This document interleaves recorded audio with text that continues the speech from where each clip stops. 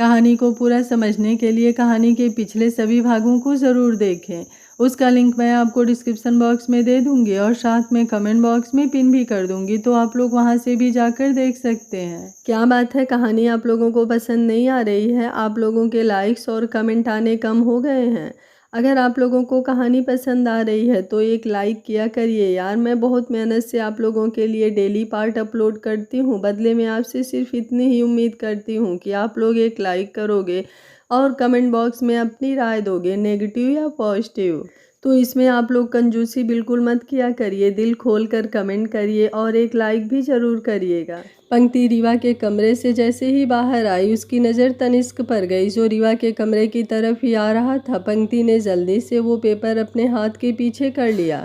तनिष्क उसके सामने आकर खड़ा हुआ और उसे देखते हुए बोला, तुम यहाँ, और तुम इतना रो क्यों रही हो? तुम्हारे आंखें इतनी लाल क्यों है पंक्ति, क्या बात है? उसके सवाल पर पंक्ति और भी ज़्यादा घबरा गई। तभी रूम से रीवा बाहर निकली और पंक्ति के कंधे पर अपना हाथ रखकर बोली, वो एक्चुअली पंक्ति को अपनी गलती का एहसास हो रहा था और वो मुझसे माफ़ी मांग रही थी, लेकिन मैंने इससे कहा कि तुम्हें मुझसे माफ़ी मांगने की कोई ज़रूरत नहीं है पंक्ति। अगर तुम्हें किसी से माफ़ी मांगनी है तो बस आश्रय और उसके घर वाले से मांगो। वैसे तो उन्होंने तुम्हें एक्सेप्ट कर लिया है, लेकिन आगे चलकर तुम लोगों के बीच कोई दूरी ना हो, इसलिए तुम्हें अब उन लोगों से अपना रिश्ता बेहतर करने के बारे में सोचना है।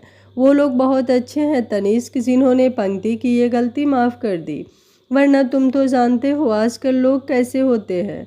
तनिष्क ने अपना सिर हल्का सा हिलाया और फिर पंक्ति के गाल पर अपना हाथ रख कर बोला, तुमसे गलती तो हुई है, लेकिन तुम्हें ज़्यादा सोचने की ज़रूरत नहीं है पंक्ति, और अगर तुम माफ़ी नहीं भी मांगना चाहती तो भी इट्स ओके, मैं आश्रय से बात कर लूँगा। तुम बस किसी चीज़ की टेंशन मत लो, जो कुछ हुआ उसे भूल जाओ और बस खुश रहने की कोशिश करो।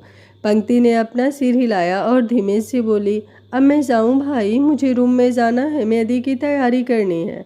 उसकी बात पर तनिष्क ने सिर हिलाया और पंक्ति तुरंत वहाँ से चली गई। रीवा के चेहरे पर शातिर मुस्कुराहट थी, लेकिन जैसे ही तनिष्क ने उसकी तरफ देखा उसने तुरंत उस मुस्कुराहट को छुपा लिया। तनिष्क उसकी तरफ देखते हुए बोला, हमें पंक्ति का ख्याल रखना होगा दी, इस वक्त वो बहुत ज़्यादा स्ट्रेस में गुजर रही है। बेशक उसने कोई गलती की हो, लेकिन इसका मतलब ये तो नहीं कि वो अपनी गलती को लेकर हमेशा रोती रहे। उसे खुश रहने का हक है, और अगर उसने कोई गलती भी की है तो मैं उसे गलती नहीं मानता। अभी उसकी उम्र ही क्या है, सिर्फ 18 साल। ऐसे में अगर उससे कोई गलती हो भी गई है तो हमें उसे कुछ नहीं कहना चाहिए। रीवा ने तनिष्क के कंधे पर अपना हाथ रखा और बोली, तो तुम्हें क्या लगता है मैं पंक्ति से कुछ कहूँगी? क्या वो सिर्फ तुम्हारी बहन है, मेरी नहीं? एक बार फिर से तुमने सता दिया ना तनिष्क कि तुम दोनों भाई बहन एक दूसरे के हो, लेकिन मैं तो जैसे तुम दोनों की कुछ हुई ही नहीं। तनिष्क तुरंत बोला, मेरी बातों का वो मतलब नहीं था दी, प्लीज़ आप हर्ट मत होना, मैं बस पंक्ति के लिए बोल रहा था। बाकी तो मैं जानता हूँ कि आप पंक्ति को कितना ज़्यादा प्यार करती हैं, बल्कि आप तो उसे मुझसे भी ज़्यादा प्यार करती हैं। बचपन से आपने ही तो उसे संभाला है। रीवा मुस्कुराई और बोली, तो बस फिर अब भी उसकी जिम्मेदारी तुम मुझ पर छोड़ दो, उसे मैं अच्छे से संभाल लूँगी। तनिष्क मुस्कुराया और वहाँ से चला गया। रीवा अपने रूम में आई और शैतानों की तरह हंसते हंसते गोल गोल घूमने लगी। वो बोली, गलत क्या कहा है मैंने? बिल्कुल सही तो कहा है, उसकी जिम्मेदारी अब बस तुम मुझ पर छोड़ दो तनिष्क, उसे मैं बहुत अच्छी तरह से संभाल लूँगी। ये बोलकर वो एक बार फिर से शैतानों की तरह हंसने लगी। वहीं दूसरी तरफ राणा मेंशन में सब लोग हॉल में मौजूद थे और कामों में लगे हुए थे। आज पंक्ति, आश्रय और परीक्षा तनिष्क का मेहंदी का फंक्शन था, जिसमें संगीत भी होने वाला था। तभी तंस अंदर की तरफ आया। अंदर आते ही उसने पंखुड़ी की तरफ देखते हुए कहा, हेलो भाभी। पंखुड़ी मुस्कुराते हुए बोली, हेलो देवर जी। तभी पंखुड़ी की नज़र प्रांस पर पड़ी, जो उसे तिरछी नज़रों से देख रहा था। अचानक ही पंखुड़ी की आंखें गोल गोल घूमी। वो तो भूल ही गई थी कि अगर ये जानते हुए भी कि पंखुड़ी को प्रांस का पंक्ति को क्यूट कहना बिल्कुल अच्छा नहीं लग रहा, प्रांस फिर भी उसे बार बार क्यूट कह रहा है, तो वो भी तो तंस की तारीफ कर सकती है। और इन बातों से तो प्रांस वैसे भी बहुत ज़्यादा चिढ़ता भी है। तंस, जो पंखुड़ी को हेलो बोलने के बाद नताशा की तरफ बढ़ गया था, पंखुड़ी झट से उसके पीछे पीछे आई और तंस की तरफ देखकर मुस्कुराने लगी। तंस उसे मुस्कुराते हुए देख मुस्कुराया। पंखुड़ी की मुस्कुराहट थी ही ऐसी कि जिसे ना भी मुस्कुराना हो वो भी मुस्कुरा दे, लेकिन तंस को उसका मुस्कुराना कुछ समझ नहीं आ रहा था। तभी पंखुड़ी बड़ी ही मासूमियत से बोली, मुझे आपकी तारीफ करनी है देवर जी, क्या मैं आपकी तारीफ कर दूं? तंस ने तुरंत पलटकर प्रांस की तरफ देखा, ये जानने के लिए कि प्रांस उधर बैठा है या नहीं, क्योंकि प्रांस उधर आसपास हो और पंखुड़ी उसकी तारीफ कर दे, इस बात की पॉसिबिलिटी तो बहुत कम थी। वहीं प्रांस भी पंखुड़ी की तरफ देख रहा था, लेकिन जब तंस ने उसकी तरफ अपनी नज़रें घुमाई तो उसने तुरंत अपना चेहरा दूसरी तरफ घुमा लिया और अपने फ़ोन की तरफ देखने लगा, जैसे ना उसे कुछ सुनाई दे रहा हो और ना ही कुछ दिखाई दे रहा हो। तंस के चेहरे पर लंबी सी स्माइल आ गई। वो पंखुड़ी की तरफ देखते हुए बोला, क्या बात कर दी भाभी आपने, आप और मेरी तारीफ करेंगी, लगता है आज तो कयामत आएगी। वेल, अगर आपको मेरी तारीफ करनी है तो आइए ना, ज़रा बैठ कर कीजिए पूरी तसल्ली से। ये बोलते हुए उसने पंखुड़ी का हाथ पकड़ लिया और उसे डाइनिंग टेबल पर ले आया। प्रांस का खून अंदर से उबलने लगा था और उसका चेहरा एकदम रेड हो चुका था, लेकिन उसने ज़्यादा एक्सप्रेशन अपने चेहरे पर आने नहीं दिए। उसकी नज़रें फ़ोन पर थी, लेकिन कान पूरी तरह से खड़े थे। तंस मुस्कुराते हुए पंखुड़ी की तरफ देखकर बोला, अब कीजिए ना तारीफ भाभी, क्या हुआ, कहीं आपका मूड तो नहीं बदल गया? पंखुड़ी जो प्रांस की तरफ देख रही थी वापस तंस की तरफ देखते हुए बोली, नहीं देवर जी, मूड नहीं बदला, वो मैं बस सोच रही थी कि मुझे क्या क्या कहना है। तंस उसका हाथ पकड़कर हल्के से चूमते हुए बोला, अरे तारीफ करने में सोचना क्या, तारीफ तो बस दिल से होती है, आप जो मर्जी कह दीजिए, मुझे तो सब अच्छा ही लगेगा। अगले ही पल पंखुड़ी मुस्कुराती हुई बोली, आप बहुत हॉट हैं। जैसे ही उसने ये कहा, नताशा जो कुछ ही दूरी पर खड़ी ये सब देख रही थी, उसकी आंखें एकदम से बड़ी हो गई। बाकी सबकी नज़रें भी पंखुड़ी पर टिक गई थी। ये तारीफ कम और सीधा बम फोड़ना ज़्यादा लग रहा था। और प्रांस जो पंखुड़ी की तरफ देखना भी नहीं चाहता था, ताकि पंखुड़ी को ऐसा ना लगे कि वो उसे देख रहा है या उसे उसकी बातों से फ़र्क पड़ रहा है। उसकी खुद की नज़रें भी पंखुड़ी पर आ गई थी। पंखुड़ी तंस की तरफ देखते हुए एक बार फिर से बोली, आप बहुत हॉट एंड अट्रैक्टिव हैं देवर जी, सच में आज तक मैंने आप जैसा लड़का नहीं देखा, इतना हैंडसम, टॉल। और ये बोलते हुए वो एकदम से अटक गई। वहीं तंस जो इस वक्त फूला नहीं समा रहा था, वो जल्दी से बोला, और क्या भाभी? पंखुड़ी अपना चेहरा ऊपर की तरफ उठाकर याद करने लगी। उसे देखते हुए साफ पता चल रहा था कि जो बातें उसने तंस से कही है वो उन्हें कहीं से याद करके आई है। वो एकदम से बोली, परफेक्ट बॉडी। ये बोलते हुए उसके चेहरे पर मुस्कुराहट थी। तंस अपने सीने पर अपना हाथ रखकर बोला, मेरी तो ज़िंदगी बन गई, लोगों का दिन बनता है भाभी, लेकिन आपने मेरी ज़िंदगी बना दी। मैंने कभी सोचा नहीं था कि बड़े भाई की बीवी मुझे मेरी प्यारी सी पंखू भाभी से ऐसी तारीफ सुनने को मिलेगी। सच में आज का दिन तो मुझे हमेशा याद रहेगा। उसकी बात सुनते हुए अभी भी पंखुड़ी मुस्कुरा रही थी। अब उसने प्रांस की तरफ देखा जो उसे गुस्से से घूर रहा था। उसकी नज़र खुद पर पाकर एक पल के लिए तो पंखुड़ी सहम गई, लेकिन अगले ही पल वो वापस तंस की तरफ देखते हुए मुस्कुराई और बोली, अब आप हैं ही तारीफ के लायक, तो आपकी तारीफ तो होगी ही देवर जी। रिया बहुत ज़्यादा खुशकिस्मत है जिसे आप मिले।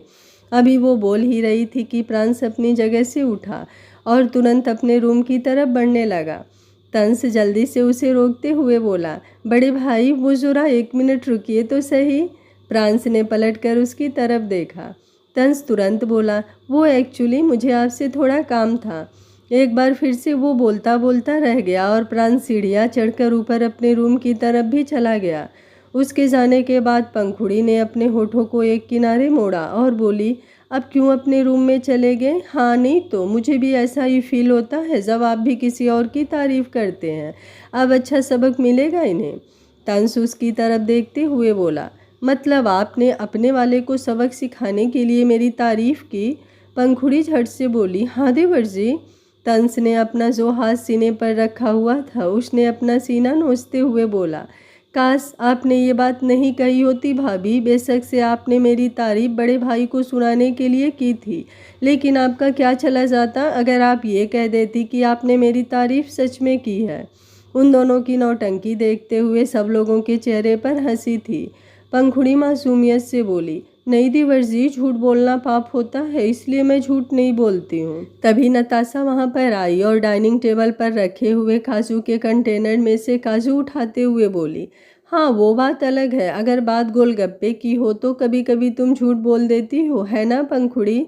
पंखुड़ी ने झट से नजरें उठाकर उसे देखा और बोली, नहीं बुआ जी, बेशक से बात जो मर्जी हो, लेकिन मैं झूठ नहीं बोलती।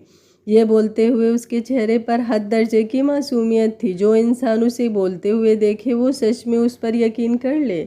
नताशा मुस्कुराते हुए बोली, फिर शायद मुझे ये गलतफहमी हुई होगी, तुम तो बहुत अच्छी बच्ची हो, तुम झूठ नहीं बोलती, लो ये काजू खाओ। ये बोलकर उसने पंखुड़ी को काजू खिलाया और फिर वहाँ से चली गई। तंस का दिल टूट चुका था, पर कहीं ना कहीं उसे इस बात की तसल्ली तो थी कि उसने प्रांस को तो आग लगा ही दी। अब उसका धमाका कहाँ होगा, उसे बस इस बात का इंतज़ार था। सब लोग उन दोनों को देखकर मुस्कुरा रहे थे और अब पंखुड़ी आकर सृष्टि के साथ काम करवाने लगी। धीरे धीरे वक्त बीत रहा था और अब रात हो चुकी थी। राणा मेंशन दूर से ही जगमगा रहा था। बाहर मेहंदी और संगीत के लिए अलग अलग स्टेज लगाई हुई थी। एक तरफ पीछे खूबसूरत अक्षरों में लिखा हुआ था मेहंदी का रंग और दूसरी तरफ स्टेज पर खूबसूरत लाइटिंग की हुई थी जिसमें लिखा हुआ था संगीत की रात। गेस्ट आना शुरू हो चुके थे और जिंदल फैमिली भी राणा मेंशन में पहुंच चुकी थी। सब लोग अपने अपने रूम में रेडी हो रहे थे, लेकिन सृष्टि हाल में बैठी हुई पंखुड़ी को देख रही थी जो दोपहर से वहीं पर बैठी थी। अभी तक वो रेडी होने भी नहीं गई थी, जबकि सृष्टि खुद भी उसे 2-3 बार अपने रूम में जाकर रेडी होने का बोल चुकी थी। और अब वो खुद रेडी होकर बाहर आई और उसने एक बार फिर से पंखुड़ी को वहीं पर बैठे हुए देखा तो अब वो उसे गुस्से से घूरने लगी। पंखुड़ी अपनी उंगलियां आपस में उलझाते हुए बोली, मुझे डर लग रहा है सासू माँ, मैंने दिन में इनके सामने देवर जी की तारीफ की थी, अगर इन्होंने मुझ पर गुस्सा किया तो। सृष्टि मुँह बनाते हुए बोली, तो फिर ये तो तुम्हें तब सोचना चाहिए था ना बहू रानी, जब तुमने उस सेठ से पंगा लिया। अब तुम उसकी गुफा में जाने से डर क्यों रही हो? अब अगर उसके सामने तुमने ज़बान चलाने की हिम्मत की है तो ज़रा उसकी दहाड़ सुनने की भी हिम्मत रखो। पंखुड़ी जल्दी से बोली, सासू माँ आप मुझे डरा रही हैं। सृष्टि भी तुरंत बोली, मैं तुम्हें डरा नहीं रही हूँ, तुम बेवजह डर रही हो। पति है वो तुम्हारा, कोई जंगली शेर थोड़ी ना है जो तुम्हें खा जाएगा। जाओ उसके पास जाओ, उसे भी तुम्हारी ज़रूरत होगी। बाहर मेहंदी का फंक्शन शुरू हो चुका है पंखुड़ी, वो पता नहीं अब तक तैयार हुआ होगा या नहीं, उसे उसका सामान मिला होगा या नहीं, और तुम हो कि यहाँ पर अपना टाइम वेस्ट कर रही हो। जाओ जल्दी से ऊपर अपने रूम में जाओ और ख़ुद भी अच्छे से रेडी होकर रहो और साथ में अपने पति को भी लेकर आओ।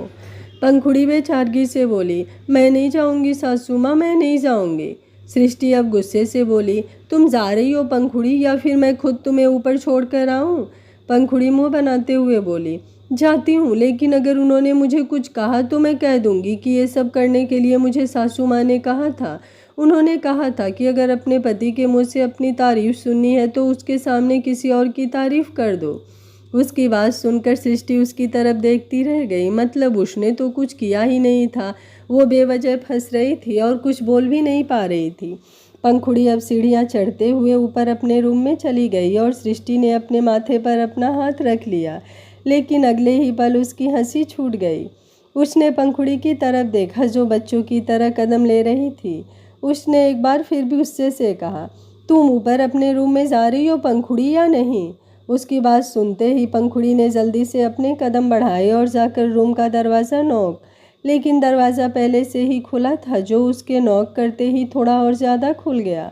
पंखुड़ी ने झांक कर अंदर की तरफ देखा, उसे प्रांस कहीं नज़र नहीं आया तो वो जल्दी से आगे आई और क्लोजेट में से अपने कपड़े निकालने लगी। तभी पीछे से उसे प्रांस की आवाज़ सुनाई दी, तंस तुम्हें काफ़ी ज़्यादा हॉट लगता है ना? उसकी आवाज़ सुनकर ही पंखुड़ी की आंखें बड़ी हो गई थी और उसका गला सूखने लगा था। उसने पलटकर पीछे की तरफ देखा जहाँ पर प्रांस बालकनी के दरवाजे पर अपने दोनों हाथ रखकर खड़ा था और इस वक्त वो सिर्फ एक वाइट लोअर में था जिसकी वजह से उसकी अपर बॉडी साफ दिखाई दे रही थी। एकदम कसे हुए कंधे, ऊपरी हुई चेस्ट और चौड़े चौड़े बाइसेप्स। वो सब देखते हुए ही पंखुड़ी के होठ सूखने लगे थे। प्रांस आगे की तरफ आते हुए बोला, क्या हुआ, जवाब दो। तंस, तुम्हें कुछ ज़्यादा ही हॉट लगता है ना? पंखुड़ी झट से बोली, सुनिए आप ना, मेरी बात तो सुनिए। प्रांस ने अपनी आईब्रो ऊपर की तरफ उठाई। पंखुड़ी एक बार फिर से बोली, मैंने खुद से उनकी तारीफ़ नहीं की थी, वो तो मुझे सासू माँ ने बोला था उनकी तारीफ़ करने के लिए। वैसे सच कहूँ तो वो तो कुछ भी नहीं है, मेरा मतलब है आपके सामने कुछ भी नहीं है। आप कितने हॉट हैं, कितने अट्रैक्टिव हैं, कितने स्मार्ट हैं, आपकी ये इतने चौड़े चौड़े कंधे। ये बोलते हुए उसने जैसे ही प्रांस के कंधे पर अपना हाथ रखा, प्रांस ने अपनी नज़रें उस पर गहरी कर दी। पंखुड़ी ने झट से अपना हाथ हटा लिया। प्रांस थोड़े एटीट्यूड से बोला, तुम्हें बाहर मेहंदी के फंक्शन में नहीं जाना क्या? पंखुड़ी ने अपना सिर हिलाया और बोली, जाना है, सासू माँ ने तो वार्निंग दी है कि जल्दी से तैयार होकर नीचे आ जाऊँ और आपको भी अपने साथ ले आऊँ। आप चलेंगे ना मेरे साथ? आई एम सो सॉरी, मैंने आपके सामने किसी और की तारीफ़ की, लेकिन आपने भी तो मेरे सामने पंक्ति को क्यूट कहा था ना, मुझे भी बुरा लगा था। अब आप प्लीज़ उसे क्यूट मत कहना, आपके लिए क्यूट सिर्फ मैं हूँ, है ना? उसकी बात पर प्रांस उसके चेहरे के बिल्कुल करीब हुआ और बोला, क्यों नहीं कहूँगा मैं पंक्ति को क्यूट, मैं तो उसे क्यूट कहूँगा, वो तो क्यूट है तो उसे क्यूट ही कहा जाएगा। अगर तुम्हें प्रॉब्लम हो रही है तो तुम मेरी बातें मत सुनो, कोई ज़बरदस्ती तो नहीं की है ना मैंने तुम्हारे साथ? उसकी बात सुनकर पंखुड़ी उसकी तरफ देखती रह गई। प्रांस ने अब अपनी चेस्ट पर अपना हाथ रखा और अपने सीने को थोड़ा सहलाते हुए बोला, और तुम ये मत समझना कि मुझे तुम्हारी तारीफ़ की कोई ज़रूरत है, बिकॉज आई नो कौन कितना हॉट है। ये बोलते हुए अब उसने अपनी उंगलियों को अपने बालों में उलझाया और उन्हें पीछे की तरफ ले गया। उसकी इस अदा पर तो पंखुड़ी की जान ही निकलने लगी। प्रांस पीछे की तरफ हटते हुए बोला, अब रेडी हो जाओ, और हाँ, थोड़े अच्छे से रेडी होना, पंक्ति से ज़्यादा क्यूट तो तुम नहीं लगोगी, लेकिन थोड़ा ट्राई कर लेना, शायद बात बन जाए। ये बात बोलकर वो खुद क्लोजेट के सामने हुआ और उसने अपना मेहंदी और वाइट कलर के कॉम्बिनेशन वाला कुर्ता पजामा निकाल लिया। पंखुड़ी बस उसकी तरफ देखती ही रह गई। प्रांस अपने कपड़े लेकर चेंजिंग रूम में चला गया था और पंखुड़ी के चेहरे पर एक बार फिर से मायूसी झलकने लगी थी। उसे प्रांस के मुंह से अपनी तारीफ सुननी थी, लेकिन प्रांस तो सिर्फ पंक्ति की तारीफ किए जा रहा था। उसने अपने लिए कपड़े निकाले और फिर जल्दी से रेडी होने लगी ताकि प्रांस के साथ ही कमरे से बाहर जा सके। कुछ देर बाद प्रांस चेंजिंग रूम से बाहर आया तो देखा पंखुड़ी आईने के सामने खड़ी थी। उसने सिर्फ प्योर ब्लाउज पहन रखा था, बस साड़ी की हुक वगैरह लगा रही थी। आज जो वो साड़ी पहन रही थी वो स्टिच साड़ी थी, तो उसे पहनने में ज़्यादा प्रॉब्लम नहीं होने वाली थी। प्रांस की नज़रें पंखुड़ी की नाजुक सी कमर और उसके पेट पर थी। पंखुड़ी ने भी आईने में से उसकी तरफ देखा। प्रांस आकर उसके पीछे खड़ा हुआ तो पंखुड़ी मुस्कुराते हुए बोली, सुनिए, मेरी हेल्प कर दीजिए ना। प्रांस आगे की तरफ बढ़ा और खुद पर परफ्यूम स्प्रे करते हुए बोला, क्यों, मेरी क्या ज़रूरत है तुम्हें? तुम्हारे पास तो और बहुत लोग हैं जो तुम्हारी हेल्प कर सकते हैं, उन्हीं में से किसी की हेल्प ले लो ना। ये बोलते हुए उसके चेहरे पर गुस्सा तो नहीं, लेकिन एक अलग ही तरह का एटीट्यूड झलक रहा था। पंखुड़ी उसकी तरफ देखती रह गई और प्रांस अपने बालों को बनाकर अपने हाथ में वॉच पहनते हुए रूम से बाहर जाने लगा। पंखुड़ी जल्दी से उसे रोकते हुए बोली, आप कहाँ जा रहे हैं? मुझे भी तो आपके साथ जाना है ना, हम दोनों नीचे साथ में ही चलेंगे ना। प्रांस ने पलटकर उसकी तरफ देखा और बोला, सॉरी, लेकिन नीचे पंक्ति आ गई होगी, इसलिए मैं और ज़्यादा खुद को यहाँ पर नहीं रोक सकता। तुम जब रेडी हो जाओ तो आ जाना, और अगर अकेले आने में प्रॉब्लम हो तो बुला लेना किसी को अपनी हेल्प के लिए, और साथ में उसकी तारीफ भी कर देना। ये बोलकर अब वो वहाँ से चला गया। पंखुड़ी की आंखों में नमी तैर गई। अगर प्रांस ने वो नमी देखी होती तो शायद वो अपना गुस्सा छोड़ देता, लेकिन प्रांस तो वहाँ से जा चुका था। पंखुड़ी को रोना आ रहा था, लेकिन साथ में गुस्सा भी आ रहा था। वो अपने हाथों की मुट्ठियाँ बनाते हुए बोली, मैं ही पागल हूँ जो आपसे इतना प्यार करती हूँ। मुझे आपके साथ नीचे जाना था, लेकिन आप तो पहले ही नीचे चले गए, तो मुझे आपसे कोई बात ही नहीं करनी। जाइए, मुझे आपसे कुछ ना ही कहना है और ना ही मुझे आपके साथ कहीं जाना है। ये बोलकर उसने मुँह बनाया और फिर जल्दी से रेडी होने लगी। खूबसूरती में तो उसका कोई मुकाबला नहीं था। बेशक से चेहरा थोड़ा उतरा हुआ था, लेकिन वो फिर भी हद दर्जे की खूबसूरत लग रही थी। कुछ ही देर में उसे सीढ़ियाँ उतरकर नीचे की तरफ आई। नीचे आते ही उसकी नज़रें सामने की तरफ गई जहाँ पर प्रांस खड़ा था। उसका चेहरा दूसरी तरफ था, इसलिए पंखुड़ी को उसका चेहरा दिखाई नहीं दे रहा था। अब तब पंखुड़ी गुस्से में थी, लेकिन अब प्रांस को देखकर उसका गुस्सा एक बार फिर से पिघल गया और वो खुद से ही बोली, मैं जानती हूँ आप मेरी वजह से नाराज़ हैं जान, पर मैं आपको खुद से नाराज़ नहीं रहने दूँगी। ठीक है, अगर आपको पंक्ति क्यूट लगती है तो लगे, पर देखना मैं भी आपको क्यूट लगूंगी। अब मैं आपकी नाराज़गी दूर करके ही रहूँगी। अब मैं आपकी तारीफ़ करूँगी। ये बोलकर वो मुस्कुराई और जाकर प्रांस के पीछे खड़ी हो गई। वो उसके पीछे खड़े हुए ही बोली, सुनिए, मैं जानती हूँ आप मुझसे नाराज़ हैं क्योंकि मैंने आपके सामने देवर जी की तारीफ़ की, लेकिन मैं वादा करती हूँ आपसे अब मैं ऐसा कुछ नहीं करूँगी। वो सब तो मैंने आपको चिढ़ाने के लिए किया था, वरना ऐसा हो सकता है क्या मैं किसी और की ऐसी तारीफ़ करूं जब मेरा खुद का पति इतना ज़्यादा हॉट और अट्रैक्टिव है। आपके सामने सच में मुझे कोई अच्छा नहीं लगता। जब मैं आपको देखती हूँ तो बस आपको देखती रह जाती हूँ। ऐसा नहीं है कि मुझे आपकी ये परफेक्ट बॉडी अच्छी लगती है, पर पता नहीं आप में ऐसी क्या कशिश है जो मैं बस आपकी तरफ खिंची चली जाती हूँ। ऐसा लगता है जैसे आपने मुझ पर कोई जादू कर दिया है। आई लव यू जान, I love you so much. अभी वो बोल ही रही थी कि प्रांस उसकी तरफ घूम गया। पंखुड़ी जिसने अपनी नज़रें झुकाई हुई थी वो तुरंत उसके सीने से लग गई। वहीं दूसरी तरफ कुछ ही कदमों की दूरी पर प्रांस खड़ा था। जी हाँ, जिसके सीने से पंखुड़ी लगी हुई थी वो प्रांस नहीं बल्कि तनिष्क था, जो खुद हैरान था कि आखिर ये सब हुआ क्या। प्रांस हैरानी से सामने की तरफ देख रहा था जहां पंखुड़ी तनिष्क के गले लगकर खड़ी थी। उन दोनों को जो देखकर प्रांस की आंखें बड़ी हो चुकी थी। अगले ही पल वो थोड़ा जोर से बोला, ये सब क्या है? उसकी आवाज़ सुनकर पंखुड़ी ने पलटकर उसकी तरफ देखा और अगले ही पल उसके खुद की आंखें भी बड़ी हो गई। उसने जल्दी ऊपर की तरफ देखा जहाँ तनिष्क हैरानी से उसे देख रहा था। पंखुड़ी झट से उससे अलग हुई। वहीं तनिष्क अब तुरंत प्रांस के पास आया और बोला, सॉरी मिस्टर राणा, लेकिन मुझे लगता है भाभी को आई मीन मिसेज राणा को कोई गलतफहमी हो गई थी। वो आपकी तारीफ़ कर रही थी और तारीफ़ भी बहुत अच्छे से कर रही थी, लेकिन शायद उन्होंने मेरी जगह आपको समझ लिया। आई एम सो सॉरी, मेरी वजह से आपका ये पर्सनल मोमेंट थोड़ा स्पॉयल हो गया। प्रांस फीका सा मुस्कुरा कर बोला, इट्स ओके मिस्टर जिंदल, पंखुड़ी की तरफ से मैं सॉरी फील करता हूँ। तनिष्क मुस्कुराया और बोला, आपको सॉरी कहने की ज़रूरत नहीं है भाई, मैं आपको भाई कह सकता हूँ ना, बिकॉज परीक्षा के आप भाई हैं और मैं चाहता हूँ कि हमारे बीच एक फॉर्मेलिटी नहीं बल्कि एक अच्छा रिश्ता हो। प्रांस ने अपना सिर हाँ में हिलाया। तनिष्क मुस्कुराते हुए वहाँ से चला गया और अब प्रांस की नज़रें एक बार फिर से पंखुड़ी पर आ गई, जिसने अपनी लिटिल फिंगर को अपने होठों में दबाया हुआ था और डरते हुए प्रांस को देख रही थी।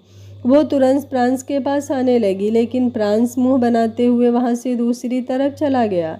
पंखुड़ी बस उसे जाते हुए देखती रह गई। वहीं दूसरी तरफ तंस रिया के साथ था और अब तनिष्क भी परीक्षा के पास आ गया था तो सामने मेहंदी की स्टेज पर थी। वहीं दूसरी तरफ तंस रिया के साथ था और अब तनिष्क भी परीक्षा के पास आ गया था।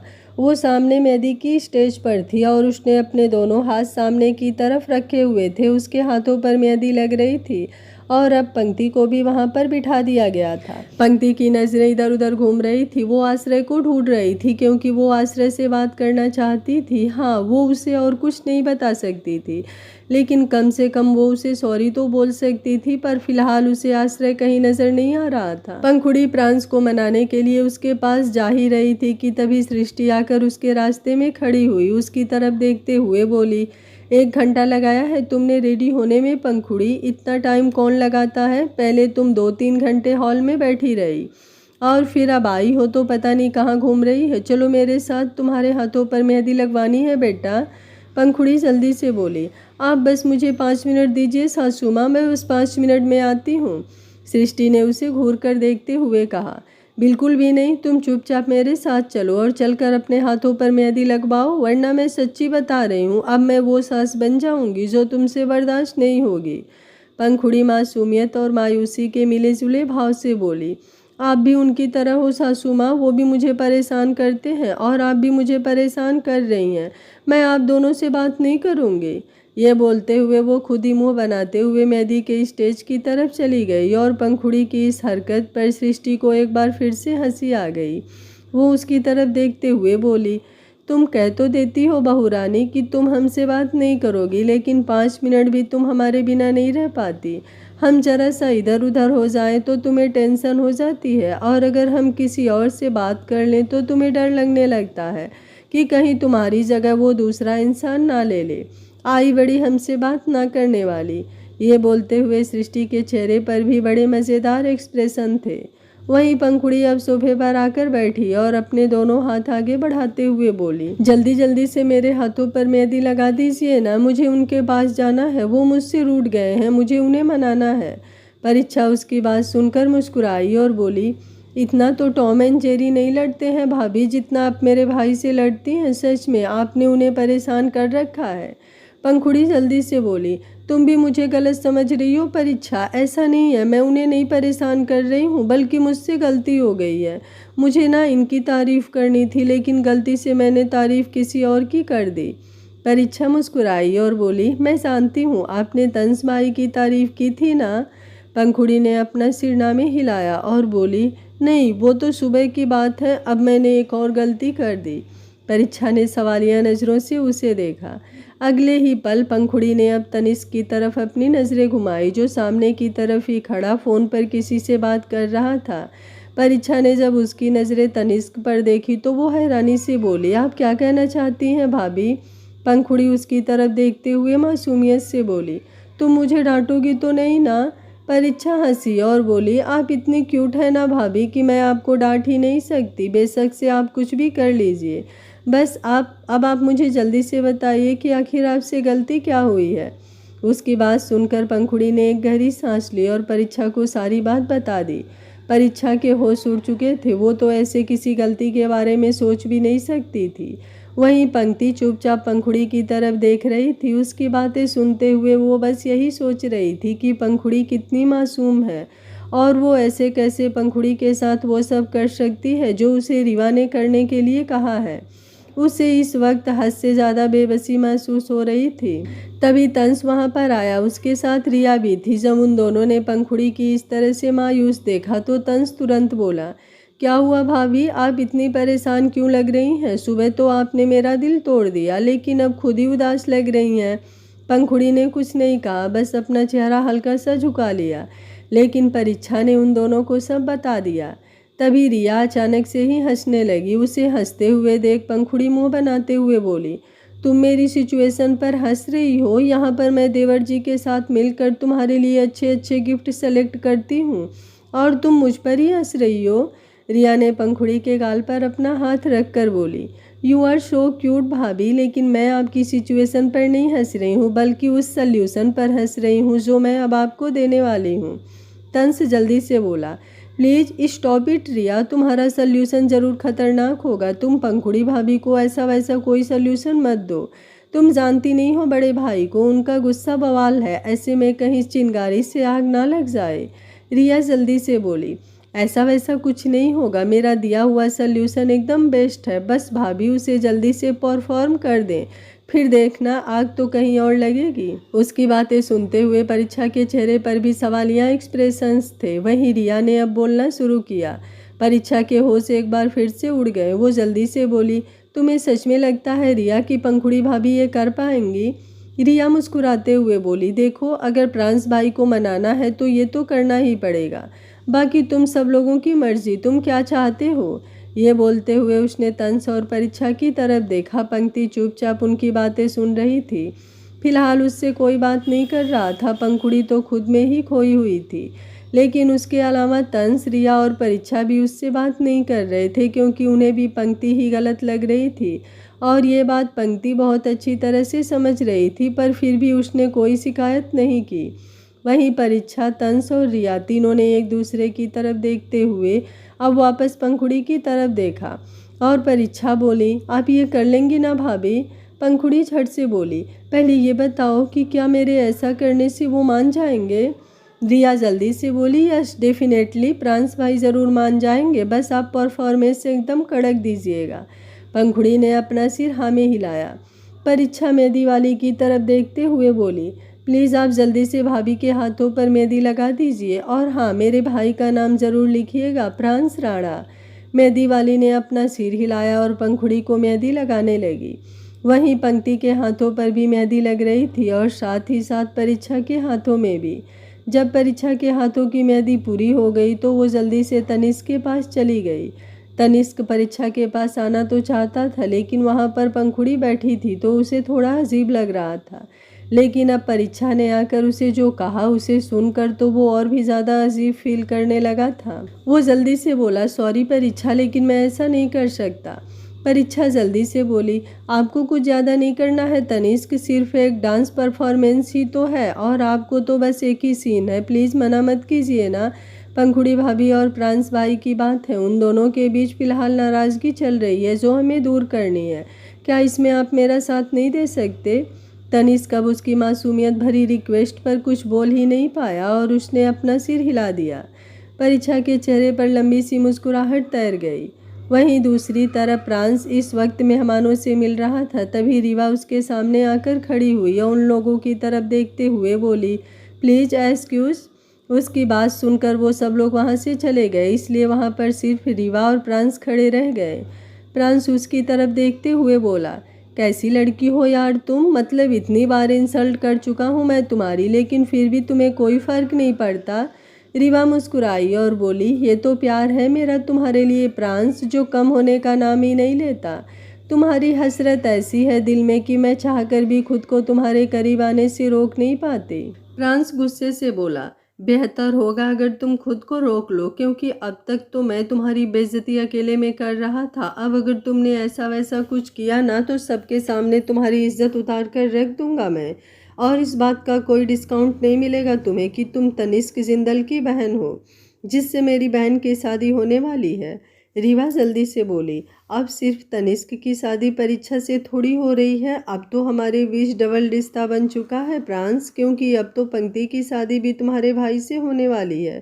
प्रांस तुरंत बोला, और मुझे ऐसा क्यों लग रहा है जैसे इन सब में तुम्हारा हाथ हो, क्यों मुझे ऐसा लग रहा है जैसे तुमने कुछ तो किया है, कहीं ऐसा तो नहीं गेस्ट रूम में जो कुछ हुआ उसके पीछे तुम्हारा ही हाथ था। रीवा जल्दी से बोली, इतनी भी बुरी नहीं हूँ मैं मिस्टर राणा जितना आपने मुझे समझ लिया है। पता नहीं क्यों आप मेरे लिए अपने दिल में नफरत पाल कर बैठ गए हैं, जबकि मैं तो सिर्फ और सिर्फ आपके इश्क के लायक हूँ। ये बोलते हुए वो उसके बिल्कुल करीब आ गई और उसने प्रांस के सीने पर अपना हाथ रख दिया। अगले ही पल प्रांस ने उसकी कलाई को कसकर पकड़ा और उसे मरोड़ कर दूर झटक दिया। रीवा की दर्द से आह निकल गई, लेकिन वो फिर भी बेशर्मी भरी आवाज़ में बोली, एक तो उफ, आपका ये गुस्सा मेरी जान ले लेता है। प्रांस जबड़े कसते हुए बोला, और जिस तरह की तुम्हारी हरकतें हैं ना, मुझे लगता है एक दिन मैं सच में तुम्हारी जान ले लूँगा। ये बोलते हुए उसके चेहरे पर रीवा के लिए बेहिसाब नफरत झलक रही थी। पहले ही वो पंखुड़ी की वजह से थोड़ा अजीब फील कर रहा था। बेशक से उन दोनों के बीच मजाक चल रहा था, लेकिन पंखुड़ी का तनिष्क के गले लगना उसे बिल्कुल भी अच्छा नहीं लगा। उसे यही समझ में नहीं आ रहा था कि क्या अब तक पंखुड़ी को उसमें और बाकी सब लोगों में कोई फ़र्क नज़र नहीं आया। वो ऐसे किसी और को प्राण समझकर उसके सीने से लग सकती है। क्या वो अभी तक उसकी ढंग से पहचान नहीं करना सीखी? अभी वो गुस्से से रीवा की तरफ देख ही रहा था कि तभी डांस स्टेज पर डांस परफॉर्मेंस के लिए अनाउंसमेंट होने लगी। प्रांस थोड़ा हैरान हुआ, क्योंकि जहाँ तक उसे याद था सब लोग डांस तो करने वाले थे, लेकिन एक ही परफॉर्मेंस ऐसी थी जिसे लेकर अनाउंसमेंट होने वाली थी, और वो था सबका कपल डांस।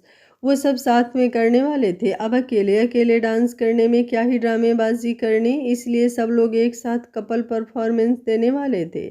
पर अब जिस अनाउंसमेंट ने प्रांस का ध्यान खींचा था वो सोलो डांस परफॉर्मेंस की अनाउंसमेंट थी। प्रांस ने स्टेज की तरफ देखा। उसके कानों में म्यूजिक की आवाज़ सुनाई दी, गुपचुप गुपचुप गुपचुप गुपचुप, लम्बा लम्बा घूंघट काहे को डाला, रात किया रे तूने कैसा घोटाला, जब उसने स्टेज पर पंखुड़ी को देखा तो उसके होश उड़ गए। बेशक से पंखुड़ी ने अब चेहरे पर घूंघट डाल रखा था, लेकिन वो पंखुड़ी को पहचान सकता था। उसे अकेले वहां पर देखकर गुस्से से उसकी मुट्ठियां कस चुकी थी। वहीं दूसरी तरफ पंक्ति के हाथों पर मेहंदी लग चुकी थी, इसलिए वो वहां से सामने की तरफ गई जहां पर बाकी सब लोग थे। तभी उसकी नज़र आश्रय पर गई, जो एक साइड में खड़ा था और उसके हाथों में ड्रिंक का गिलास था। जहाँ तक उसे पता था वो यही समझ रही थी कि आश्रय ड्रिंक नहीं करता, लेकिन अब उसे ड्रिंक करते हुए देख वो थोड़ा हैरान थी। वो आश्रय के सामने आई तो उसके सामने खड़ा शख्स वहां से चला गया। आश्रय की नज़रें अब पंक्ति पर थी। उसे अपने सामने देखते हुए ही आश्रय का चेहरा गुस्से से लाल होने लगा था। वो तुरंत वहां से जाने लगा, लेकिन पंक्ति ने जल्दी से उसके हाथ पर अपना हाथ रखकर उसे जाने से रोक लिया। आश्रय ने पलटकर गुस्से भरी नजरें उस पर डाली। पंक्ति जल्दी से बोली, प्लीज़ मेरी बात सुन लीजिए आश्रय जी, सिर्फ एक बार मेरी बात सुन लीजिए, उसके बाद बेशक से आप वहाँ से चले जाइएगा।